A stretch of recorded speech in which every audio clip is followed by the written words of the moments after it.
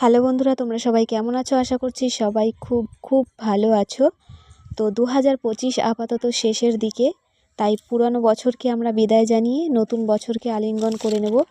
আর নতুন বছরটা যাতে সবার খুব ভালো কাটে সেই জন্য আগাম তোমাদের শুভেচ্ছা রইল। তো আমার সাবস্ক্রাইবার বন্ধুরা সবাই জানে যে আমি কিন্তু একটু বাগান করতে ভালোবাসি, তো বাগান পরিচর্যা করতে ভালোবাসি। তো যাই হোক, চলো আজকে আমি দেখে নেব আমার বাগানে আপাতত কি কি রয়েছে। যেহেতু এখন শীতকাল, তাই শীতকালীন সবজি কি কি রয়েছে সেগুলোই কিন্তু দেখার পালা। তো প্রথমে তোমরা দেখতে পেয়েছো মূলো শাক, মূলোর গাছ, এগুলো পালং শাক, আর রয়েছে এই ধনে পাতা। তো ধনে পাতা গাছগুলো দেখো কত ছোট হয়ে রয়েছে। এই হচ্ছে লাউ গাছ।